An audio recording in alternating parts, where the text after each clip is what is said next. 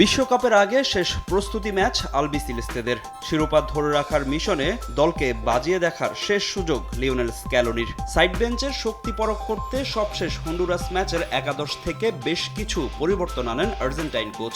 এদিনও শুরুর একাদশে না রেখে বিশ্রাম দেওয়া হয় লিওনেল মেসিকে। আলাবামার জর্ডান হেয়ার স্টেডিয়ামে ম্যাচের শুরু থেকেই প্রতিপক্ষকে চাপে রাখে আর্জেন্টিনা। গোল পেতেও বেশি সময় লাগেনি তিনবারের বিশ্ব চ্যাম্পিয়নদের। ৮ মিনিটের মাথায় দলকে এগিয়ে দেন ভ্যালেন্টিন বার্কো। আইসল্যান্ডের ডি বক্সের জটলা থেকে পাওয়া বল দারুণ এক ভলিতে জালে পাঠান এই মিডফিল্ডার।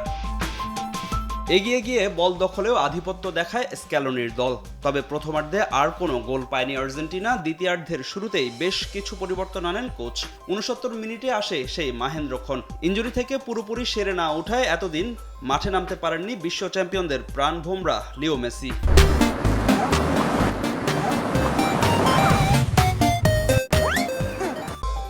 মাঠে নেমেই খেলায় প্রভাব ফেলেন লিও। দারুণ এক পাসে বল বাড়ান লাউতারো মার্তিনেজের দিকে। তবে সেখানে আর্জেন্টাইন ফরওয়ার্ডকে ফাউল করে প্রতিপক্ষকে পেনাল্টি উপহার দেন আইসল্যান্ডের গোলরক্ষক এলিয়াস রাফিন ওলাফসন। পেনাল্টি থেকে কোনো ভুল করেননি মেসি। মাঠে নামার ৩ মিনিটের মাথায় গোল আদায় করে নেন বিশ্বসেরা ফুটবলার। ম্যাচ শেষ হওয়ার আগে আইসল্যান্ডের কফিনে শেষ পেরেক ঠুকে দেন থিয়াগো আলমাদা। ৮৭ মিনিটে রদ্রিগো ডিপলের অ্যাসিস্ট থেকে জাল খুঁজে নেন অ্যাথলেটিকো মাদ্রিদ ফরওয়ার্ড। শেষ পর্যন্ত আর কোনো গোল না হওয়ায় ৩-০ ব্যবধানের বড় জয় নিয়ে মাঠ ছাড়ে মেসির দল।